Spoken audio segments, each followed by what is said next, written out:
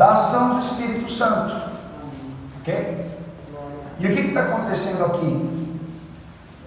Os discípulos, depois de aguardarem o cumprimento da promessa, eles foram revestidos de poder. E agora, com intrepidez, com ousadia, no poder do Espírito Santo, eles vão começar a obra de evangelização. A igreja vai começar a ganhar forma.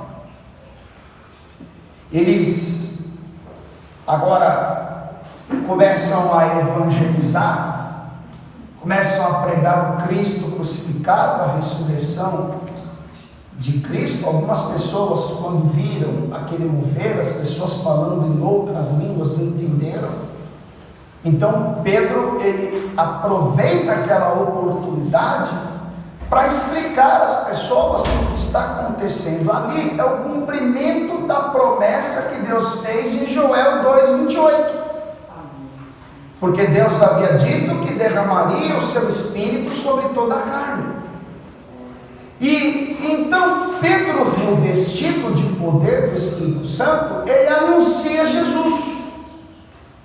E ele vai conscientizar os seus ouvintes que aquele Nazareno que havia sido crucificado 50 dias atrás, não era quem eles pensavam que fosse. Ele não era um malfeitor, ele não era um homem de más intenções ou um charlatão como tantos outros que haviam surgido em Jerusalém. Ele era o Filho de Deus, ele era o Cristo, o Messias enviado por Deus.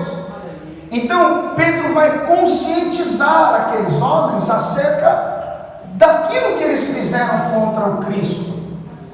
E aí, como você bem conhece o texto, eles ficaram agoniados, eles ficaram perplexos, impressionados com aquilo que eles ouviram.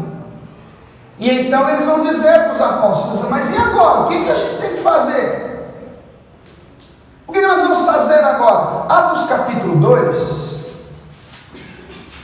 Eu quero ler com você a princípio o versículo 36, a fala de Pedro. Está escrito assim: saiba, pois, com certeza, toda a casa de Israel, que esse Jesus a quem vós crucificastes, Deus o fez Senhor e Cristo.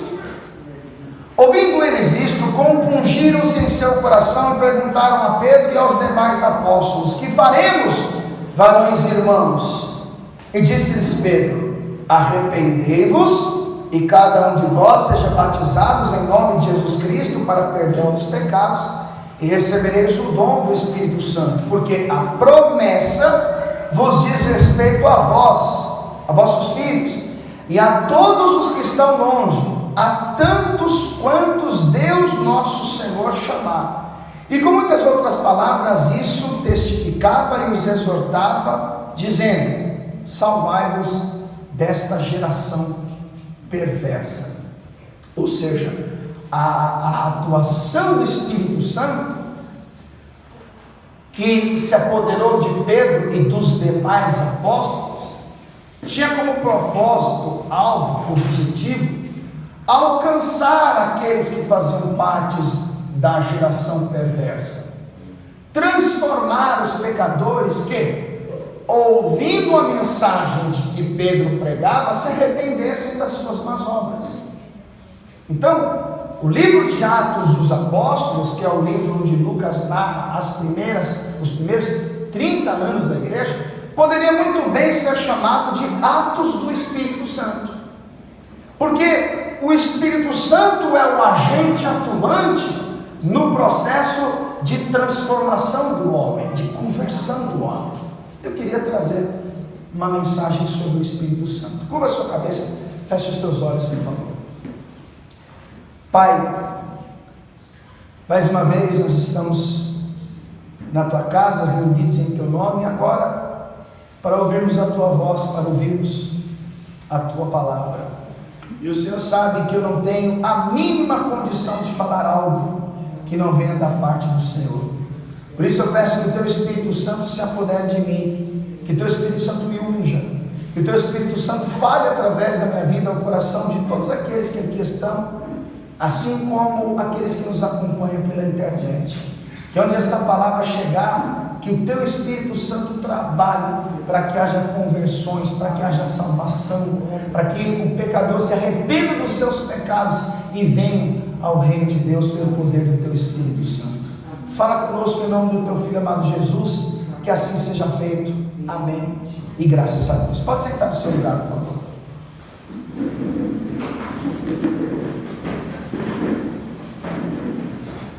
O Lucas, ele registra nesse capítulo o cumprimento de muitas profecias que foram feitas na antiga aliança.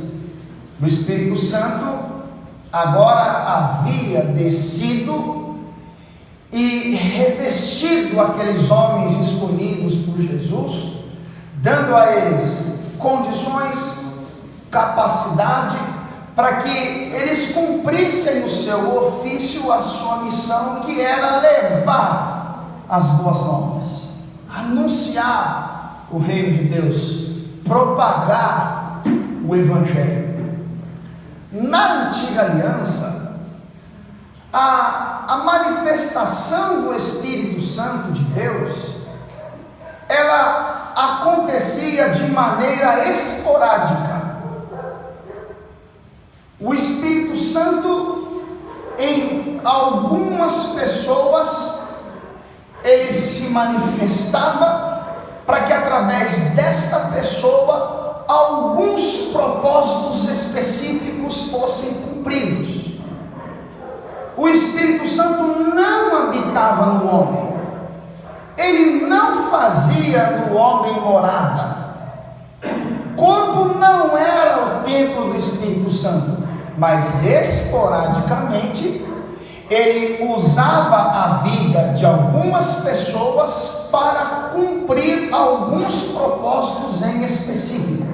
Por exemplo, em Êxodo capítulo de número 31, Deus está falando a Moisés que escolheu um homem chamado Bezalel e o encheu de sabedoria, entendimento e ciência nas obras artífice e deu a ele habilidades para o trabalho. Por quê? Porque Bezalel seria o homem que iria construir o tabernáculo. Agora entenda, ele não tinha sabedoria, ele não tinha conhecimento, ele não tinha preparo. Por quê? Porque ele passou sua vida no Egito, fabricando tijolos. Mas Deus precisava que o tabernáculo fosse feito, construído. Então o que Deus faz? O Espírito de Deus vai encher Bezalel, e ele vai se tornar sábio, ele vai se tornar entendido. Bezalel vai se tornar um homem com a ciência das obras, dos artífices. Para quê? Para que aquele propósito fosse cumprido, para que o tabernáculo fosse feito. Quando você lê Juízes capítulo de número 6, o texto registra 7 anos de pobreza e extrema miséria em Israel, porque os amalequitas, os midianitas e os beduínos vinham do Oriente no tempo da colheita, e eles devastavam tudo, destruíam tudo, e Israel foi empobrecendo muito.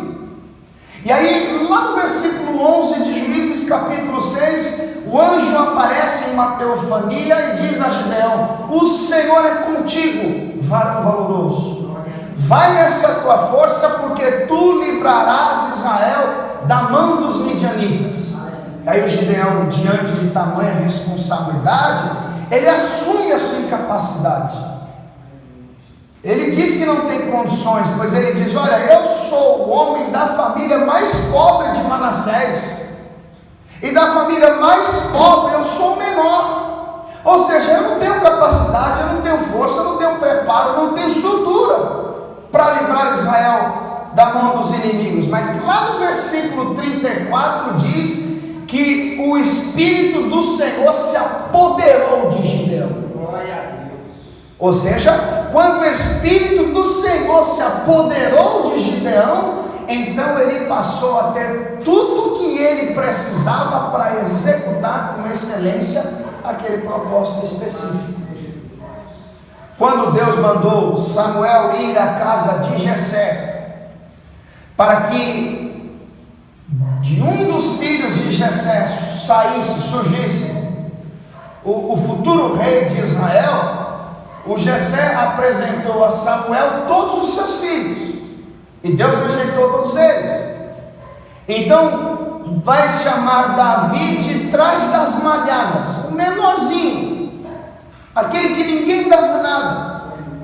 E o texto diz que Davi foi ungido, e a unção de Deus sobre a vida de Davi vai prepará-lo diariamente para que futuramente ele cumprisse todos os propósitos específicos que Deus tinha para cumprir através dele. Então perceba, na antiga aliança, o Espírito do Senhor, ele não fazia no homem morada, mas em algumas pessoas, para algumas ocasiões, para que se cumprissem alguns propósitos, ele se manifestava. Mas a vontade de Deus era fazer morada no homem. O que Deus queria, na verdade, era que o homem se tornasse a habitação do seu espírito, mas o problema do pecado não havia sido resolvido. E Deus manifesta a sua vontade através de vários profetas que ele usou para dizer que haveria dias que o Espírito Santo não seria mais manifesto em para algumas ocasiões, mas que o Espírito seria derramado sobre todo o povo, sobre todas as pessoas. E eu queria mostrar para você algumas dessas profecias. Fala para o Antigo Testamento, o livro do profeta Isaías. Livro do profeta Isaías, capítulo de número 32. Isaías capítulo 32. O que você deve entender?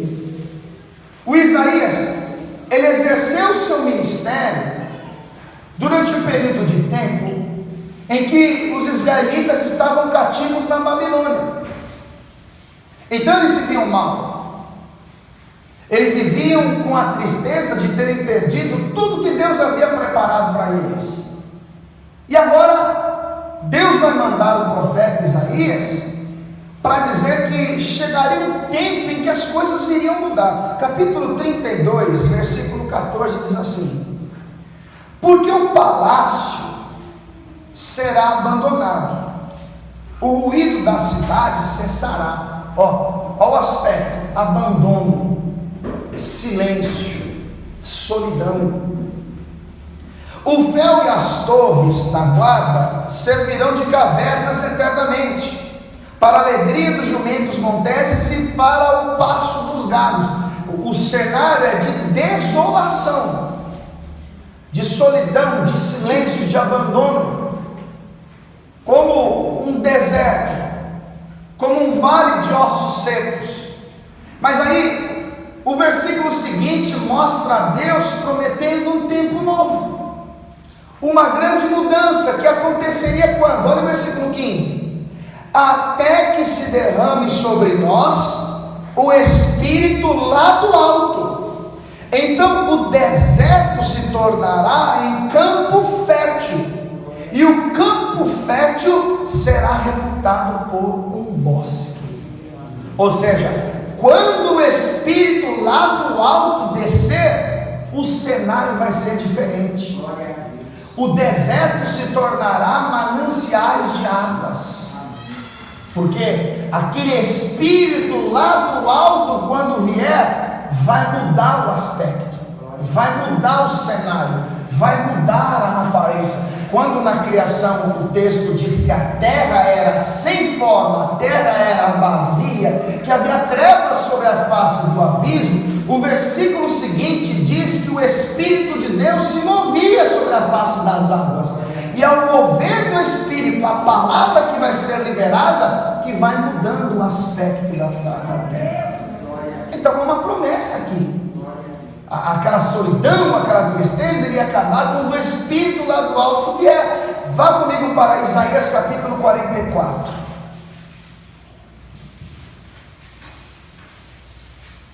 Versículo 1, está escrito assim: agora, pois, ouve, ó Jacó, servo meu, e tu, ó Israel, a quem escolhi. Assim diz o Senhor que te criou, e te formou desde o ventre, e que te ajudará. Não temas, ó Jacó, servo meu, e tu, Jesurum, a quem escolhi, porque derramarei água sobre o sedento, e rios sobre a terra seca. Derramarei o meu espírito sobre a tua posteridade e a minha bênção sobre os teus descendentes. Diga glória a Deus. Então, como é que Deus consolava os cativos na Babilônia? Fazendo promessas que iriam se cumprir no tempo futuro. Os que estavam cativos, os que andavam com o espírito abatido, os que tinham motivos para reclamar, os que andavam se lamentando, eram consolados por esta palavra, porque Deus, através do profeta Isaías, está dizendo que ele iria derramar o seu espírito. Você lê Ezequiel capítulo 39, você vai ver algo semelhante. Mas eu acho que a promessa mais conhecida, tanto do povo judeu, quanto para nós, acerca da promessa do Espírito Santo, é exatamente o texto que Pedro vai usar lá em Atos capítulo 2, quando tudo se cumpre. Pedro vai usar o texto de Joel capítulo 2, versículo 28. Vá comigo até lá. Você está em Isaías, né? Aí passa Jeremias, Lamentações, Ezequiel, Daniel, Oséias, Joel. Capítulo de número 2. Versículo de número 28, presta atenção, até aqui é tudo promessa, muitos anos antes do seu cumprimento. Joel capítulo 2, versículo 28 diz assim: e há de ser que depois derramarei o meu espírito sobre toda a carne, e vossos filhos e vossas filhas profetizarão, os vossos velhos terão sonhos, os vossos jovens terão visões, e também sobre os servos e sobre as servas naqueles dias derramarei o meu espírito. Então, Deus está manifestando que a sua vontade, o seu querer, não era mais escolher alguém, revestir, encher, se apoderar para cumprir determinados propósitos. Não, o que Deus está dizendo é que Ele quer habitar em todo ser humano.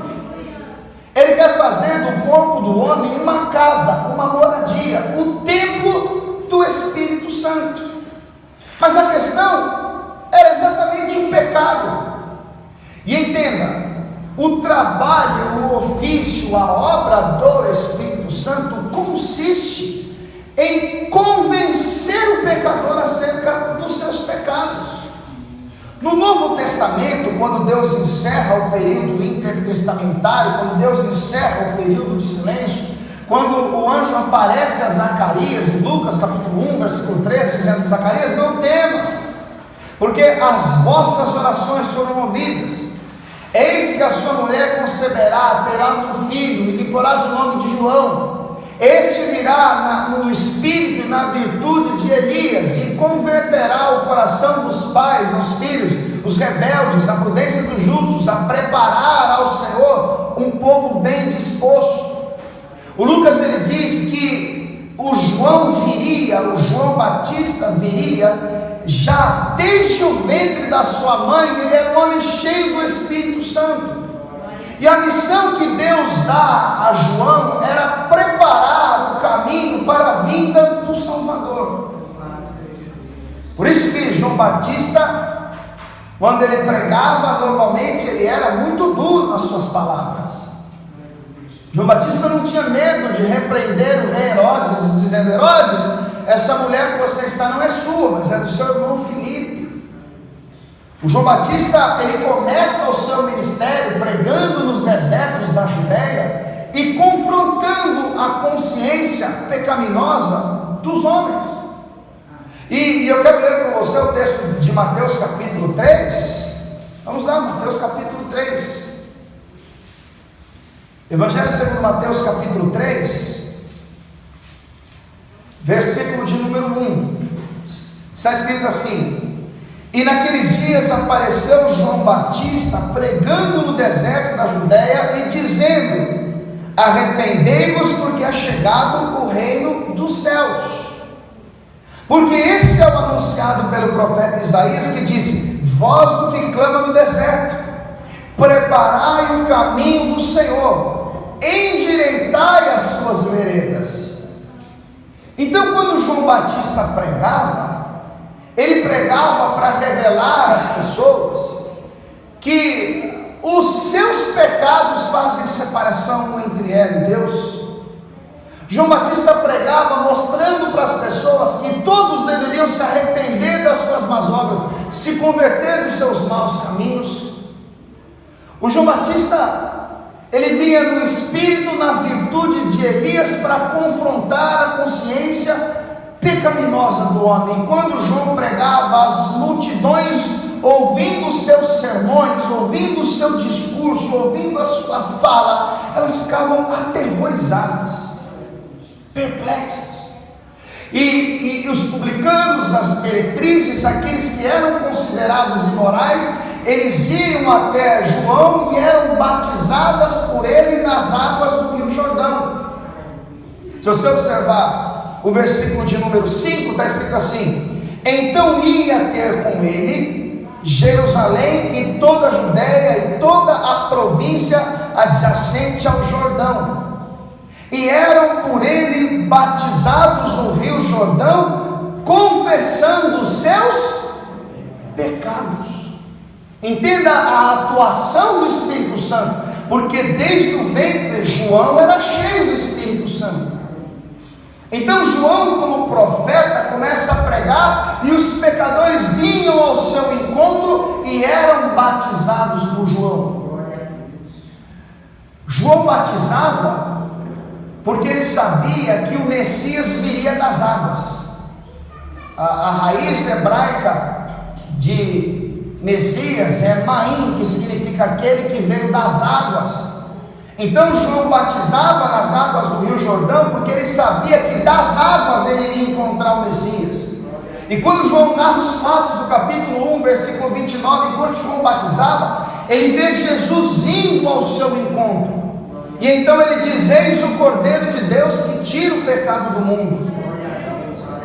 Ele vê Jesus indo ao seu encontro e vai dizer: olha, eu que preciso ir a ti, tu vens a mim. Jesus diz: deixa por agora, porque me convém cumprir com a justiça de Deus.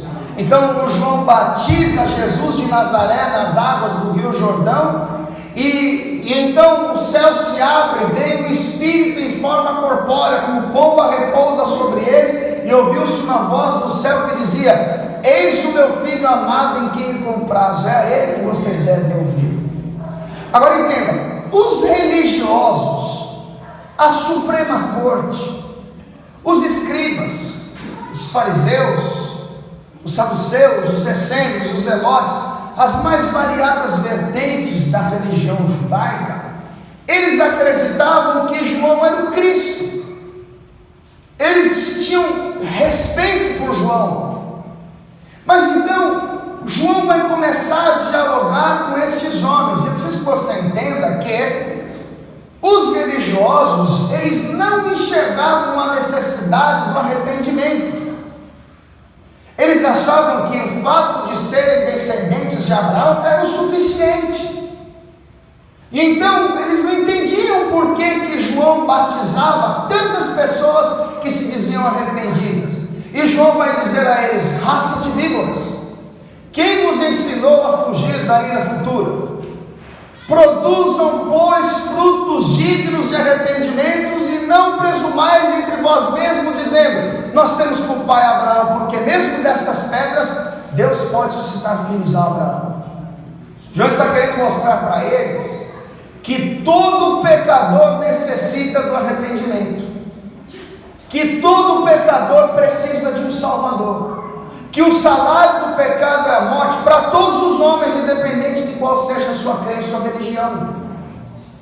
E é exatamente nesse diálogo que João Batista vai dizer que ele, na verdade, batizava com água, mas aquele que viria após ele é mais poderoso do que ele. E ele disse que não era digno de desamarrar as sandálias dos seus pés. Ele é o que batiza com o Espírito Santo e com fogo. Mas eu quero fazer a leitura do texto com você, a partir do versículo de número 7. E vindo ele muito dos fariseus e dos saduceus que vinham ao seu batismo, dizia-lhes: raça de víboras, quem vos ensinou a fugir da ira futura? Produzi, pois, frutos dignos de arrependimento, e não presumais de vós mesmos, dizendo: temos por pai Abraão, porque eu vos digo que mesmo destas pedras Deus pode suscitar filhos a Abraão. Aí, presta atenção nesse detalhe para você entender o texto. Com quem João está dialogando? Com os discípulos? Com Jesus? Com a igreja? Não.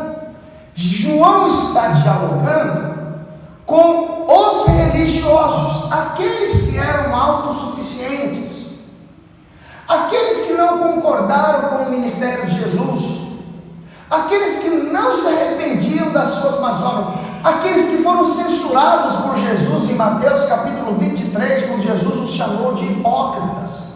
Então João Batista vai dizer para esses caras o seguinte, olha o verso 10: e também agora está posto o machado à raiz das árvores. Toda árvore, pois, que não produz bom fruto, é cortada e lançada onde? No fogo.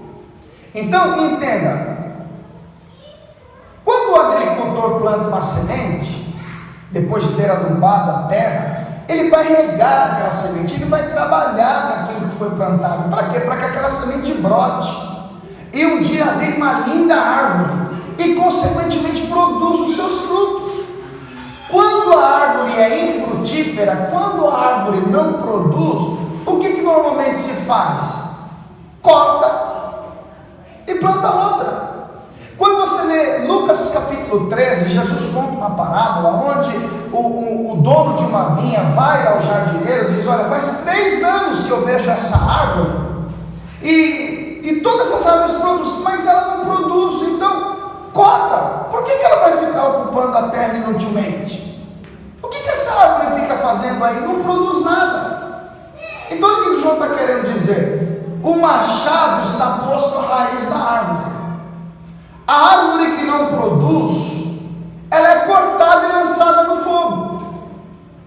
E logo em seguida, João vai dizer o seguinte, versículo de número 11: e eu em verdade vos batizo com água para o arrependimento, mas aquele que vem após mim é mais poderoso do que eu não sou digno de levar as suas sandálias. Atenção, ele vos batizará com o Espírito Santo e com fogo.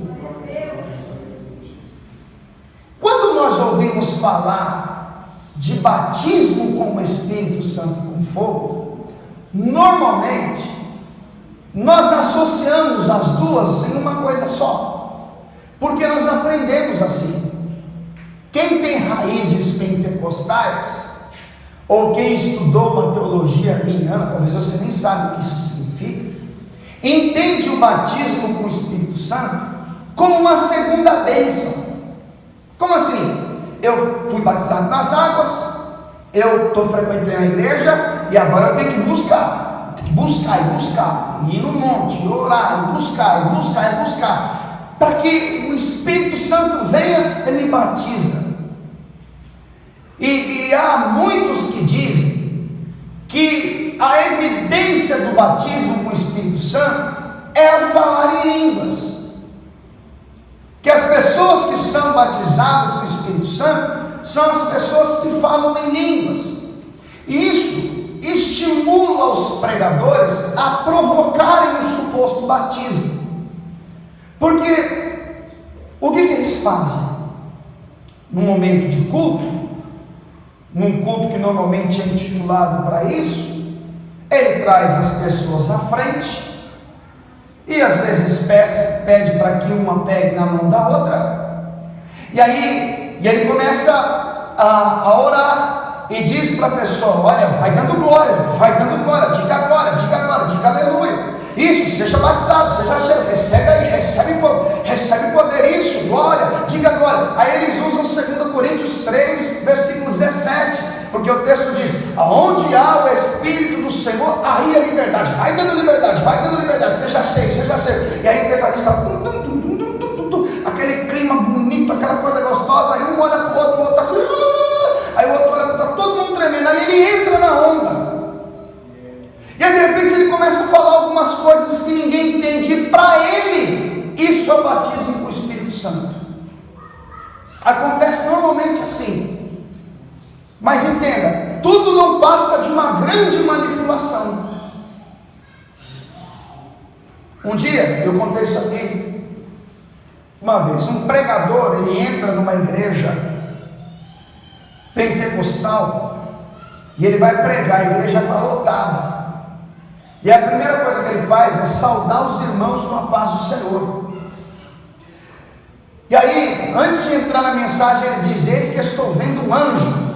E aí os irmãos já se animaram, os irmãos já se empolgaram. E aí ele diz: eis que o anjo está indo na direção dos jovens. Aí os jovens já ficaram espertos, já se alegraram. E aí o anjo está vindo em direção às irmãs do ciclo de oração. E aí as irmãs aos poucos foram entrando no manto. E eis que o anjo está vindo em direção ao altar, subindo a escada. E aí os pastores, os presbíteros que ficavam no altar, pularam e começaram a fazer gestos, falar um monte de coisa. E a igreja pegou fogo. Daqui a pouco o pregador diz: e eis que o anjo é Satanás. Acabou o fogo na hora. Aí o pregador disse: vocês entenderam como é fácil manipular quem não tem entendimento? Nós aprendemos assim, que o batismo com o Espírito Santo acontece quando as pessoas se unem, pegam na mão, vai dando glória, seja cheio da liberdade, não sei o que. Daqui a pouco a pessoa enrola a língua e fala. Mas esse não é o conceito bíblico. E a ideia de que a evidência do batismo do Espírito Santo é falar em línguas é outra bobagem. Eu provo na Bíblia. 1 Coríntios 14:5, Paulo sugere que na igreja de Coríntios nem todos falavam em línguas. Mas em 1 Coríntios capítulo 12, versículo 13, Paulo, ele diz que todos fomos batizados no mesmo Espírito. Então como pode todos serem batizados no mesmo Espírito sem que todos falam em língua? Então não tem nada a ver. Agora, qual é o conceito bíblico em relação ao batismo com o Espírito Santo? Quando é que o batismo com o Espírito Santo acontece? Quando o evangelho genuíno de Jesus Cristo é pregado e no meio daquela reunião tem pessoas que vivem na prática do pecado, pessoas que vivem na mentira, no roubo, no engano, no adultério, pessoas que são escravizadas pelo diabo, mas de repente aquela pessoa ouviu o discurso do pregador e ele entendeu que ele não precisa ser escravo do diabo. Ele entendeu que Deus o ama e que provou o seu amor e que ofereceu o seu filho para ser punido, sacrificado em seu lugar. O pecador ouviu que há uma saída para o seu problema, há uma solução para o seu problema. Naquele discurso o pregador está dizendo: o amor de Cristo nos constrange, julgando nós assim, que Ele morreu por todos, para que todos os que vivam não vivam mais para si, mas vivam para aquele que por eles morreu e ressuscitou. E aí o pecador está ouvindo: Jesus salva, Jesus liberta, Jesus perdoa pecados, sem derramamento de sangue não há remissão de pecados. Deus provou que tem solução para os nossos problemas, quando mesmo não merecendo, Ele entregou o seu Filho para morrer em nosso lugar, para que todo aquele que nele crê não pereça, mas tenha vida eterna. Aí o pecador ouviu aquilo, ele creu, ele acreditou naquela mensagem, ele entendeu, ele passou a desejar aquilo. O que é isso? Batismo no Espírito Santo. Por isso que o batismo no Espírito Santo, ele acontece quando o pecador é integrado no reino de Deus. O batismo no Espírito Santo acontece quando o pecador ouve a mensagem do Evangelho, uma luz brilha, ele crê naquela mensagem. Porque entenda, Jesus disse em João 16:8: quando ele vier, convencerá o homem do pecado. O Espírito Santo trabalha para convencer o homem: cara, você está errado, o salário do pecado é a morte, essa vida vai te levar para uma ruína, para uma tragédia, isso aí vai fazer você viver na miséria. Mas olha, Deus te ama, ofereceu o seu Filho para pagar pelos seus pecados. Deus está te dando uma chance. Se alguém está em Cristo, é uma nova criatura, as coisas velhas já passaram, tudo se fez novo. E o cara ouviu isso, ele despertou, ele acreditou nessa mensagem, e agora ele já não quer viver mais como antes. E o que é isso? O batismo do Espírito Santo. Por isso que Paulo diz que todos são batizados no mesmo Espírito. E o que acontece? As pessoas, nessa ideia de que tem que dar glória, e treme, pula, e gira, e roda, elas acabam oprimindo as pessoas que não fazem isso, porque se julgam ser mais espirituais, porque falam em línguas estranhas, porque proferem palavras. Agora entenda, até essa fonética, ela não tem respaldo bíblico.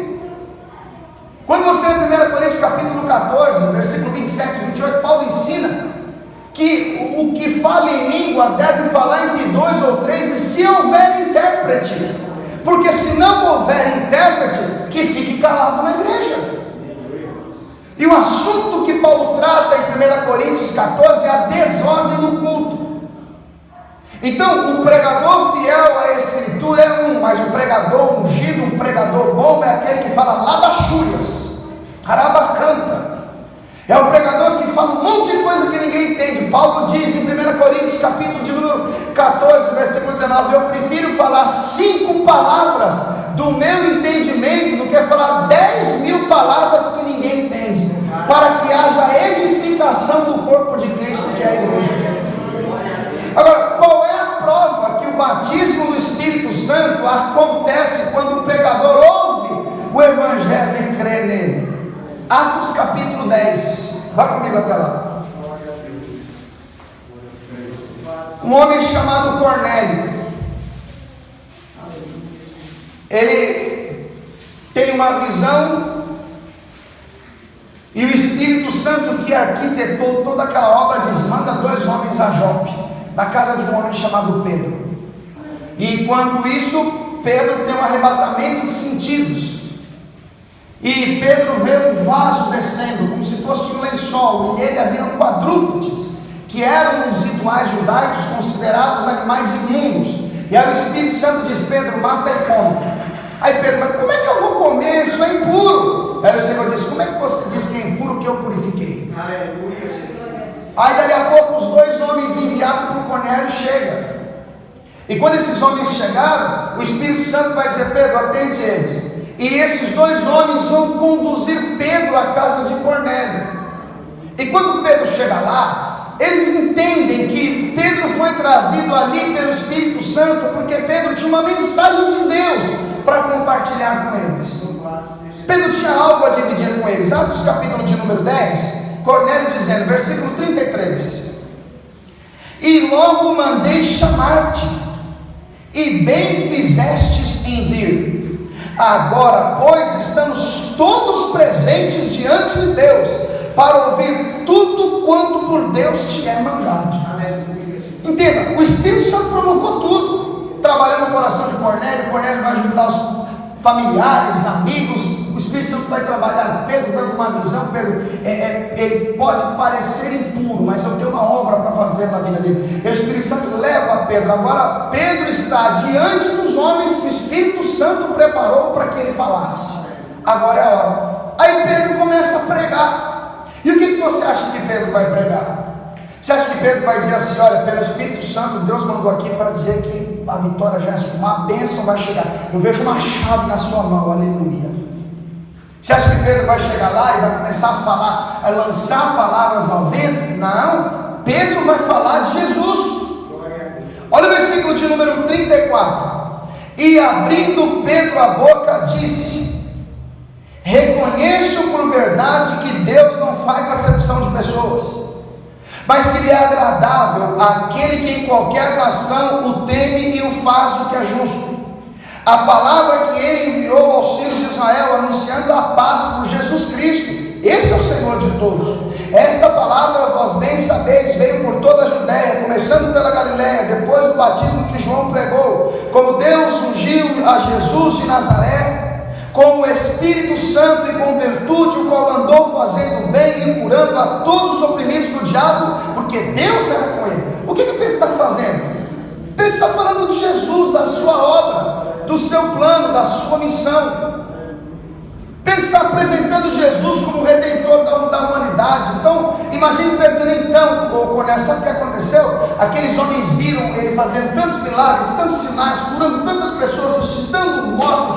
As pessoas viram ele com o seu discurso, com o seu sermão, e começaram a persegui-lo, e julgaram ele injustamente, e açoitaram ele, e o condenaram à morte. E naquela sexta-feira de injustiças, ele foi pendurado no madeiro e morreu. Mas entenda, Cornélio, eles acharam que estavam tirando a vida do nosso Salvador, mas na verdade o nosso Salvador estava dando a sua vida para o resgate de muitos. E quando eles pensaram que o nosso Senhor estava morto, ao terceiro dia ele ressuscitou e está vivo pelos séculos dos séculos. Então Pedro está falando para Cornélio acerca de Jesus. Olha o versículo de número 40.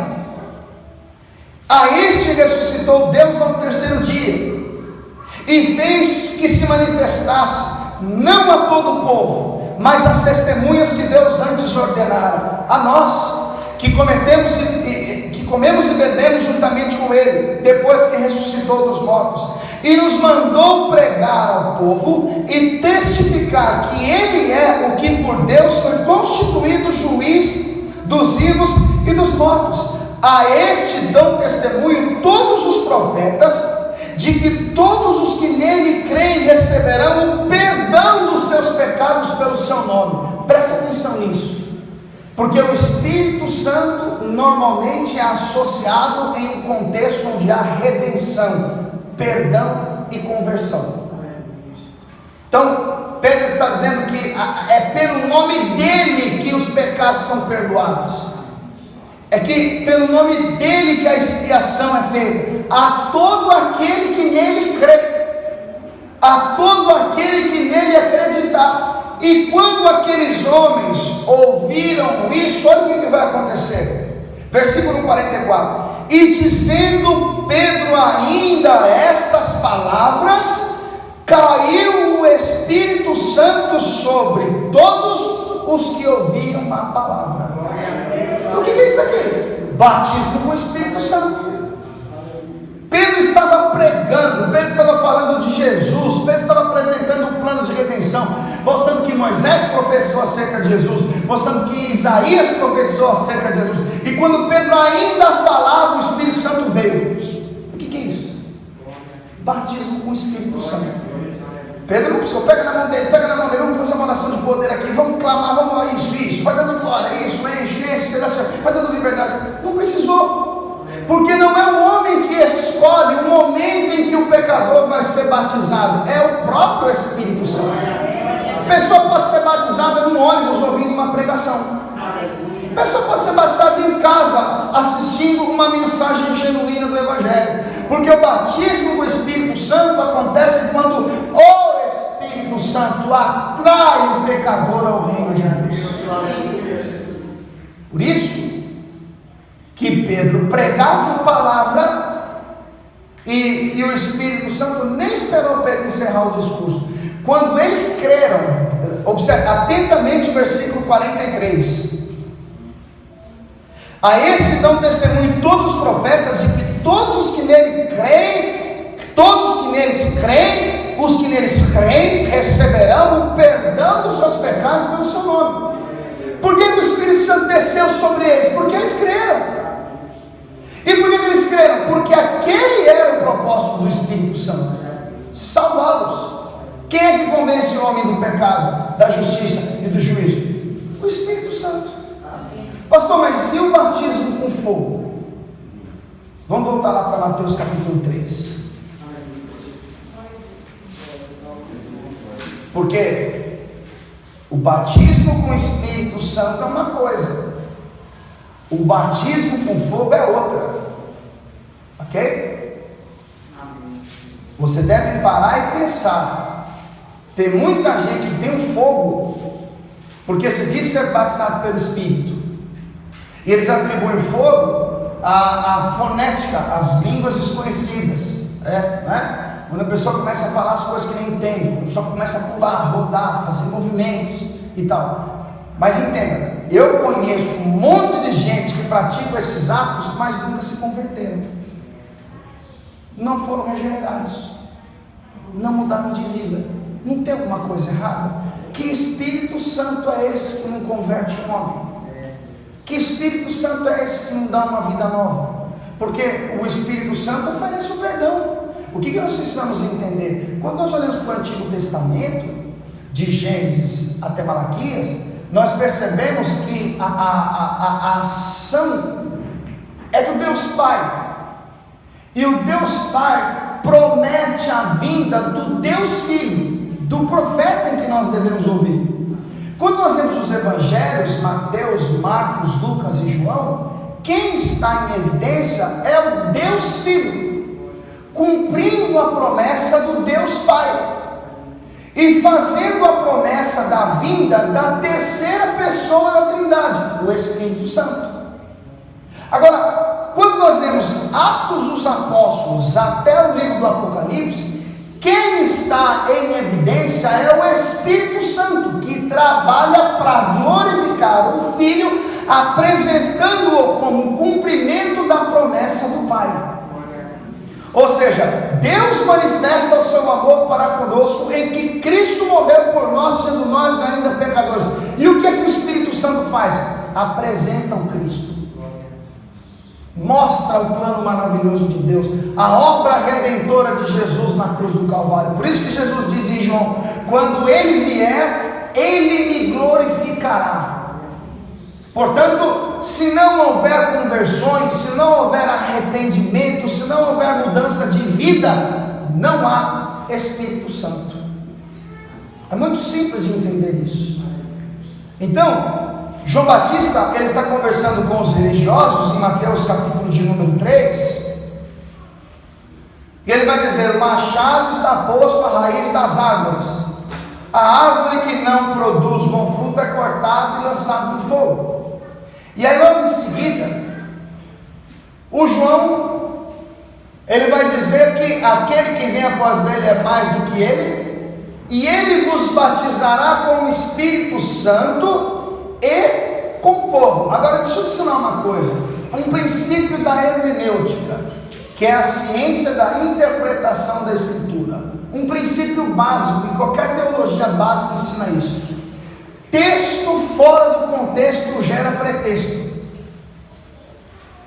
Fazer a leitura de um texto e desconsiderar o que está escrito antes, o que está escrito depois, é um prato cheio para quem gosta de falar bobagem. Porque a explicação de um texto normalmente está nos versículos anteriores ou nos versículos posteriores. Quer um exemplo?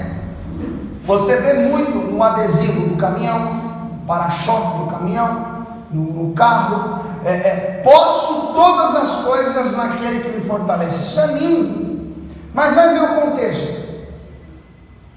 O texto de Filipenses 4:3, vai ver o contexto a partir do versículo 11. Paulo fala assim: em toda maneira, em todas as coisas eu estou instruído, tanto a ter fartura, como a ter fome, tanto a ter em abundância, como a padecer necessidades. Aí ele diz: posso todas as coisas em Cristo que me fortalece. Mas posso o quê? Posso passar fome, mas posso também ter abundância. Em tudo eu estou instruído. Você quer ver um outro exemplo? Mateus 6,33, Jesus disse assim: mas buscai primeiro o reino de Deus e a sua justiça, e todas essas coisas vos serão acrescentadas. Quando ele diz essas coisas, ele está indicando aquilo que foi escrito nos textos anteriores, que a partir do versículo 25 ele diz: não andem ansiosos por coisa alguma, pelo que é a vez de comer, beber e vestir. Então, quando eu busco o reino de Deus em primeiro lugar, comida, vestimenta e bebida é da responsabilidade de Deus. Mas o que as pessoas fazem? Não, eu busco o reino de Deus em primeiro lugar e tudo vai ser acrescentado. Então, se eu buscar o reino de Deus em primeiro lugar, então Deus vai me dar uma namorada, então Deus vai me dar um emprego que eu quero. Então, as pessoas tiram o texto do seu contexto, e isso é um prato cheio para a herege criar campanha. Porque eles pegam o versículo, isola toda a história e faz o versículo que ele quer e engana todo mundo. Agora presta atenção. Vamos fazer a leitura do versículo 11 para você entender. Mateus 3,11. E eu, na verdade, vos batizo com água para o arrependimento, mas aquele que vem após mim é mais poderoso do que eu. Não sou digno de levar as suas sandálias. Ele vos batizará com o Espírito Santo e com fogo. Então, o Espírito Santo é o ingresso do homem no reino de Deus. Agora, e o batismo com fogo? O que seria o batismo com fogo? Pastor, é um negócio que dá assim, que queima, sabe?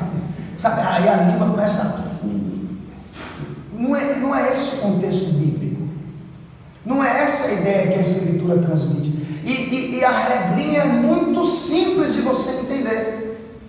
Porque se você olhar o versículo anterior, João está falando com os religiosos, com os caras que rejeitaram a mensagem do reino, com os caras que crucificaram o Cristo. O que João está falando para eles? O machado está posto à raiz das árvores, e a árvore que não der fruto é cortada e lançada no fogo. Então, quando ele fala do batismo com fogo, ele não está falando disso que a gente aprendeu no movimento pentecostal. Agora, a exegese do versículo 11 está no 12. Leia o versículo 12. Em sua mão tem a pá, e limpará a sua eira, e recolherá no celeiro o seu trigo, e queimará a palha com fogo que nunca se apaga. Então presta atenção.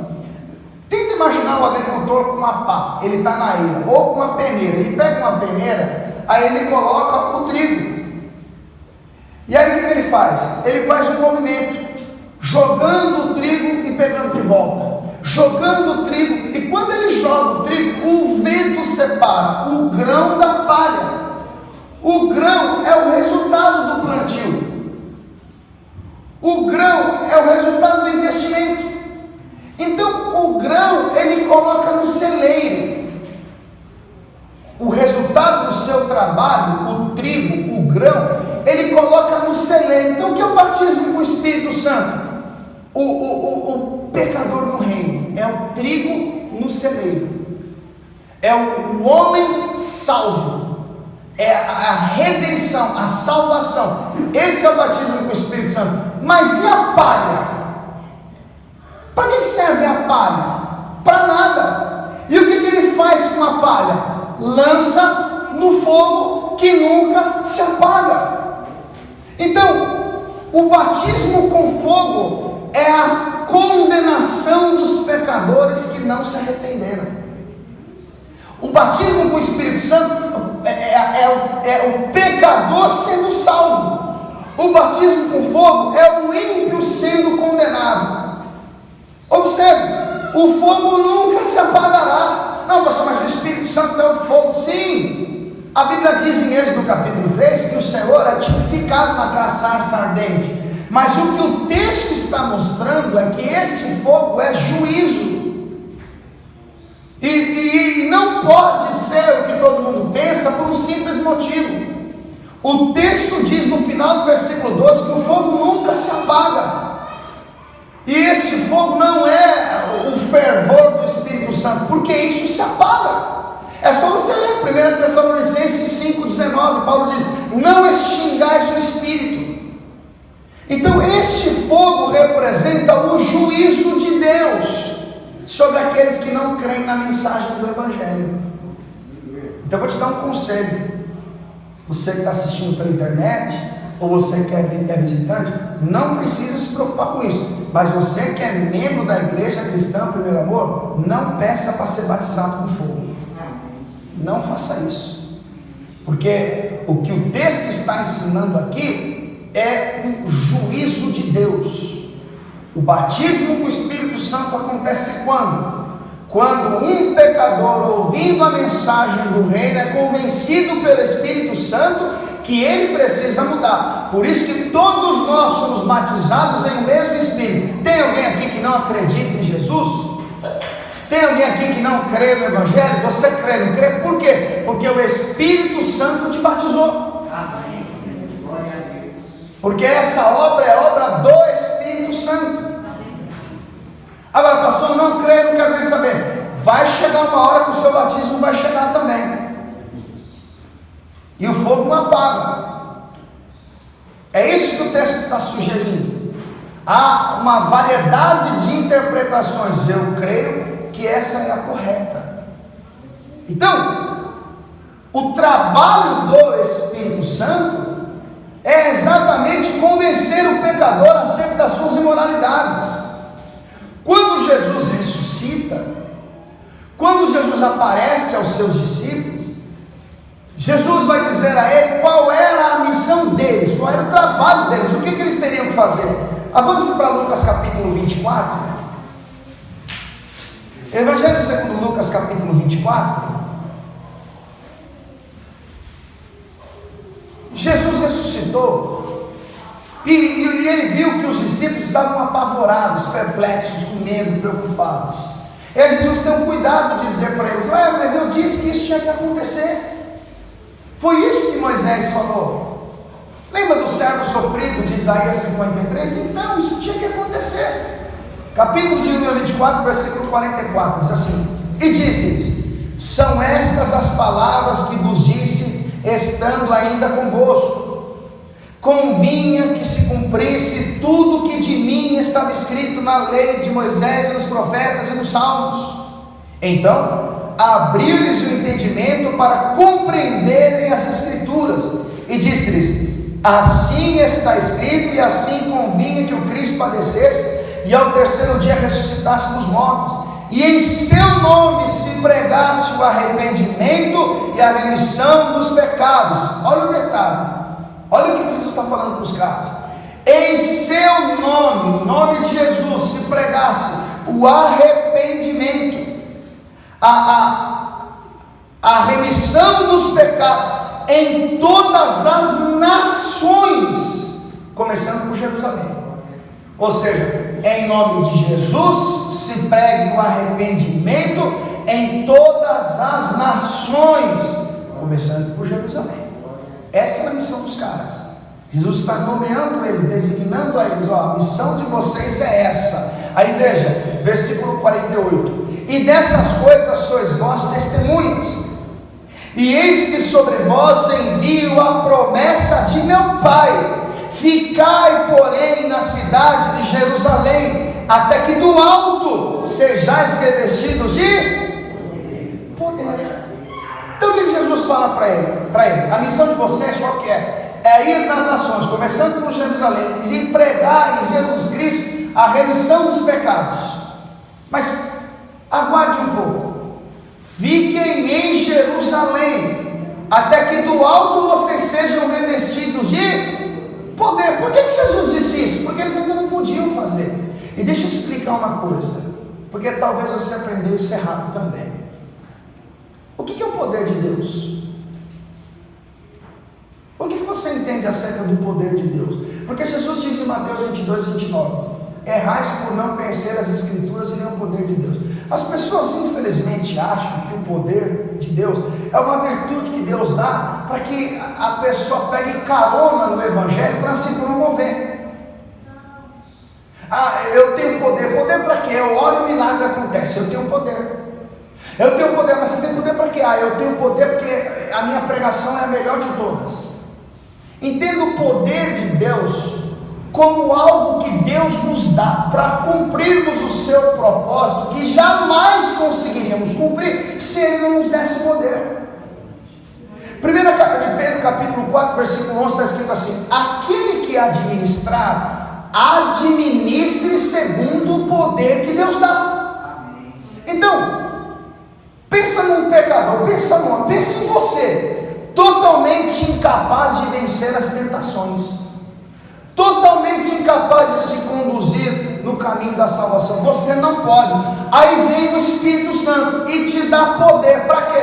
Para que você vença as tentações, para que você seja guiado pelo Espírito Santo. Pensa num pai fracassado, um cara ruim de convivência, um cara que não tem sucesso no casamento. Ele não pode, ele não tem como. Aí vem o Espírito Santo e dá a ele poder. Poder para quê? Para ser um bom pai, para ser um bom marido, para ser um bom companheiro. Então o Espírito Santo nos dá poder para fazermos aquilo que nós não podemos. A nossa natureza tem a tendência em rejeitar as coisas de Deus, porque as coisas de Deus contrariam a nossa vontade. Então entenda, os discípulos não tinham andado 3 anos e meio com Jesus? Sim. Eles não testemunharam os milagres que Jesus operou? Sim. Eles não viram aqui, como o texto sugere, Jesus ressurreto? Sim. Mas Jesus diz: fiquem em Jerusalém, até que do alto vocês sejam revestidos de poder. O que o Senhor está falando? Eu tenho uma missão para vocês, mas vocês ainda não estão preparados. Vocês ainda não têm poder para isso. Vocês ainda não podem fazer isso. E quando é que isso vai se cumprir? Vamos aqui para Atos, capítulo de número 1.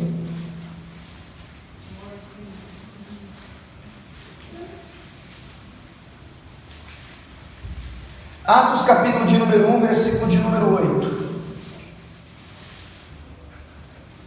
Está escrito assim: e recebereis a virtude do Espírito Santo, que há de vir sobre vós, e ser-me-eis testemunhas, tanto em Judeia, tanto em Jerusalém, como em toda a Judeia, em Samaria e até os confins da terra.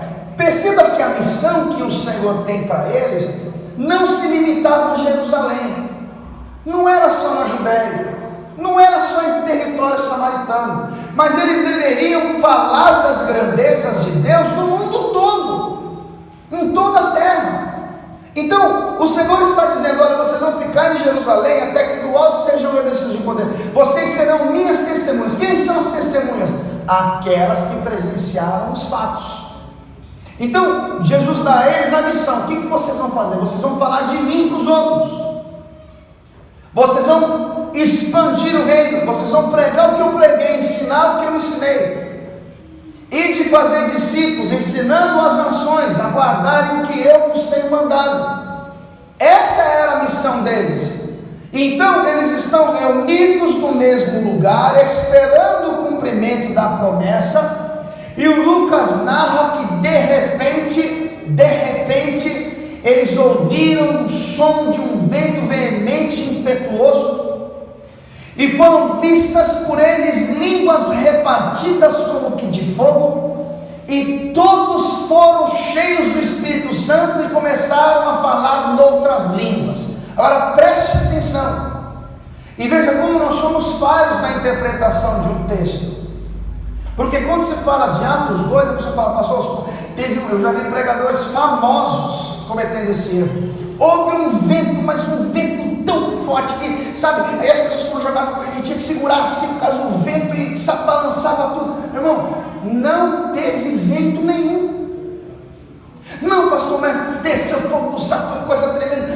Fogo puro, pastor, meu irmão, também não teve fogo. Não é isso que o texto mostra. Vai comigo para Atos capítulo 2, porque em Atos capítulo 2 vai se cumprir todas as profecias que nós lemos no começo da mensagem. E o Pedro, como eu disse a você, vai usar o texto de Joel para explicar o que está acontecendo. Agora observe, Atos capítulo 2, versículo 1.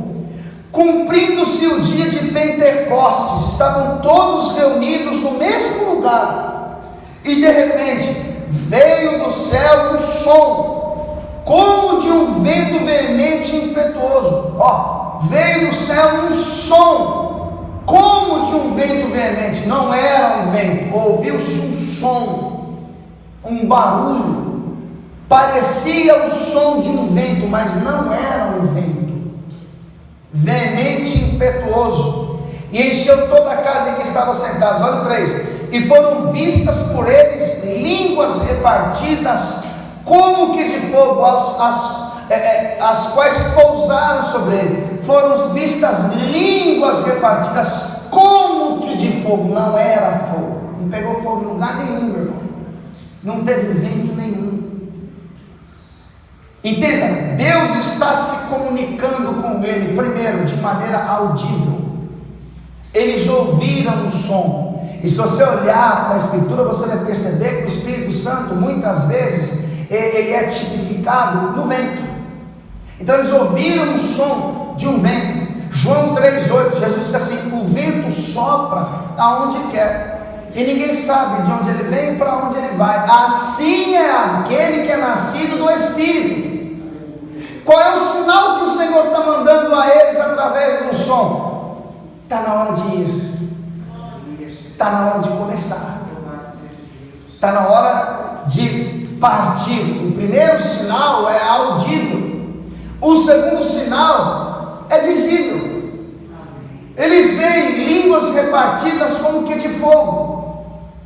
Eu acredito que o Espírito Santo está mostrando para eles: eu estou abrindo a visão de vocês, eu estou mostrando para vocês o que precisa ser feito. O primeiro sinal é visível. O Senhor está abrindo a visão espiritual deles. Aí veja o versículo 4: e todos foram cheios do Espírito Santo e começaram a falar em outras línguas, conforme o Espírito Santo lhes concedia que falassem. O primeiro sinal é audível, o segundo sinal é visível, e o terceiro sinal é a fala. Eles começaram a falar noutras línguas. Agora a questão é: que fenômeno é esse que está acontecendo aqui? Porque nós batemos os olhos no texto e já associamos ao movimento que acontece nas igrejas neo e pentecostais. Nós achamos que esse falar noutras línguas é falar aquilo que ninguém entende, mas essa não é a ideia do texto. É só você observar a sequência do texto. Versículo de número 6, está escrito assim, versículo 5: e em Jerusalém estavam habitando judeus, varões religiosos de todas as nações.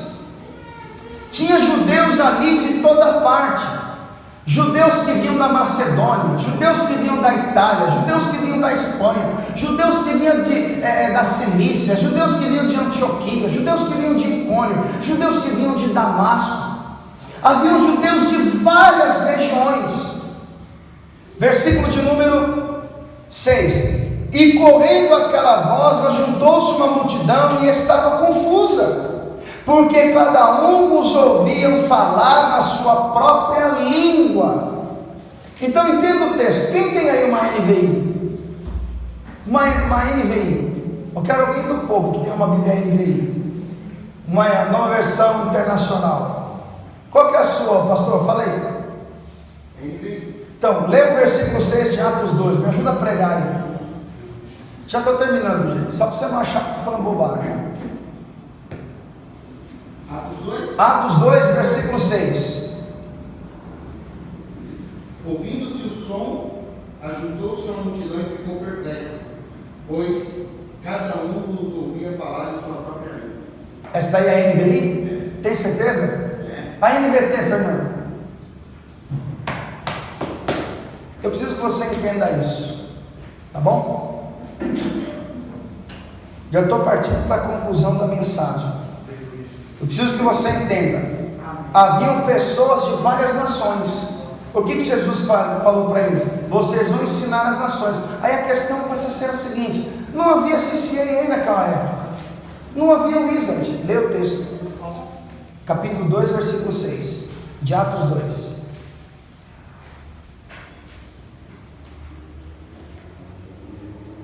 Quando ouviram o som das vozes, vieram correndo e ficaram espantados, pois cada um deles ouvia em seu próprio idioma. Ok, obrigado. Então, o que está acontecendo ali? Os homens eram galileus e provavelmente eles falavam aramaico, mas haviam ali judeus de toda parte. Então, um conhecia o grego. Imagine você aqui, para ficar mais fácil de entender. Eu falo português, mas o irmão ali, ele veio da Austrália, e aí a irmã veio da China, e aí outra irmã veio do Japão, e aí o rapaz veio do Afeganistão, a irmã, ela veio dos Estados Unidos, aí o outro veio, e existem 80 nações reunidas para buscar a Deus, mas eu só falo português, eu sou poliglota. Porém, o fenômeno que aconteceu ali foi o seguinte: enquanto eu falo português, ele me entende no idioma dele, e ela me entende no idioma dela, e ela me entende no idioma dela, e ele me entende no idioma dele. Por quê? Porque a mensagem do Espírito Santo estava sendo compartilhada com todos os povos, com toda a nação. Então eles entenderam aonde? No seu próprio idioma. Qual é a prova disso? Versículo de número 8, presta atenção. Como as nações que ouviam aquilo ficaram perplexas. Versículo 7: e todos pasmavam e se maravilhavam, dizendo uns aos outros: não são galileus todos estes homens que estão falando? Eles não são da Galiléia? Como, pois, os ouvimos cada um na nossa própria língua em que somos nascidos? Ninguém está falando labachúrias, ninguém está falando Cirila na praia, eles estão falando em idiomas diferentes. Olha o versículo de número 9: partos, medos, elemitas, e os que habitam na Mesopotâmia, Judéia, Capadócia, Ponto, Ásia, Frígia, Panfilha, Egito, partes da Líbia, junto a Cirene, forasteiros, romanos, tanto judeus quanto prosélitos, e cretenses e árabes, todos os temos ouvido em nossa própria língua falar das grandezas de Deus. Qual é o fenômeno ali? Todos os povos entenderam a mensagem de Deus. Por quê? Porque o Espírito Santo concedeu aos galileus o dom de falar em outros idiomas. Então imagine eu aqui falando em português e ninguém me entendendo. Imagine nós aqui num culto onde há várias nações, vários povos e ninguém me entendendo. A virtude e o poder que o Espírito deu a eles foi falar uma linguagem que todos conseguiram entender a mensagem do Evangelho. Todos. E aí eles ficaram um pouco confusos, porque, poxa, mas como é que eles são galileus? E eu estou ouvindo ele falar no meu idioma. Não, ele está falando no meu idioma. Não, ele está falando no meu idioma. Não, mas eu estou entendendo tudo que ele fala no meu idioma. É aí que Pedro aproveita a oportunidade para explicar o que está acontecendo. É aí que Pedro vai começar a pregar o seu sermão, que vai deixar aqueles homens agoniados. Capítulo 2 de Atos, versículo 14. Está escrito assim: Pedro, porém, pondo-se em pé com os 11, levantou a voz e disse-lhes: varões judeus, e todos os que habitam em Jerusalém, seja-vos isso notório, e escutai as minhas palavras. Esses homens não estão embriagados como vós pensais, sendo esta terceira hora do dia, 9 horas da manhã. Mas isto é o que foi dito pelo profeta Joel: e nos últimos dias acontecerá, diz Deus, que do meu espírito derramarei sobre toda a carne, os vossos filhos. Ele está falando do texto que nós lemos em Joel 2:28. Pedro está explicando para ele: meus irmãos, o Espírito de Deus foi derramado sobre nós. O Espírito de Deus está dentro de nós. Agora somos templos do Espírito Santo. E Pedro agora vai começar a pregar com intrepidez e ousadia. A questão é: o que é que Pedro vai pregar? Qual é a mensagem do Pedro? O que Pedro ele vai compartilhar com eles. É só você ler o texto. Olha o versículo de número 22. Varões israelitas, escutai estas palavras: a Jesus Nazareno, varão aprovado por Deus entre vós, com maravilhas, prodígios e sinais que Deus por ele fez no meio de vós, como vós mesmos bem sabeis. A este que vos foi entregue pelo determinado conselho e presciência de Deus, tomando-o vós, o crucificastes e matastes pelas mãos dos injustos. O que Pedro está dizendo? Jesus de Nazaré, que vocês perseguiram, que vocês julgaram, que vocês ofenderam, que vocês crucificaram, vocês os colocaram na mão dos injustos, ele é o Senhor, ele é o Messias, ele é o pão vivo que desceu do céu, ele é o Alfa, ele é o Ômega, ele é o primeiro, ele é o único, ele é a água da vida. Pedro está conscientizando aqueles homens acerca do erro que eles cometeram. Aí veja, versículo de número 34: porque Davi não subiu aos céus, mas ele próprio disse o Senhor ao meu Senhor: assenta-te à minha direita, até que ponha os teus inimigos por escabelo de teus pés. Saiba, pois, com certeza toda a casa de Israel, que a esse Jesus, a quem vós crucificastes, Deus o fez Senhor e Cristo. A mensagem de Pedro é essa: Jesus é o Senhor, Jesus é Deus, Jesus é o Filho de Deus, Jesus é o Cordeiro que Deus ofereceu para a expiação da nossa culpa. E eles ficaram agoniados, porque a mensagem do Evangelho precisa te constranger, não te emocionar. A mensagem do Evangelho precisa mostrar para você de uma forma clara que o propósito do sangue de Jesus derramado na cruz não foi encher o bolso de ninguém, mas foi encher o céu de pecadores arrependidos. Então Pedro está dizendo: Deus o fez Senhor e Cristo. E aí eles vão ficar agoniados. Versículo 37: ouvindo eles isto, compungiram em seu coração e perguntaram a Pedro e aos demais apóstolos: que faremos, varões e irmãos? Arrependei-vos, arrependei-vos, mudem de vida, mudem de conduta, mudem de postura, abandonem os seus pecados, parem de brincar com coisa séria, abandonem esses vícios, sai desses lugares. Essa é a mensagem do Espírito Santo, entende? A manifestação do Espírito Santo, a prova de que alguém é batizado pelo Espírito Santo, não está no que ela fala, está no que ela vive. Por que os discípulos eles tiveram um sinal primeiro audível? Primeiro eles ouviram. Eu creio que Deus quer que os homens sejam sensíveis à sua voz. O segundo sinal foi visível, eles viram línguas repartidas como que de fogo. Eu acredito que Deus quer abrir a nossa visão para compreendermos o reino de Deus.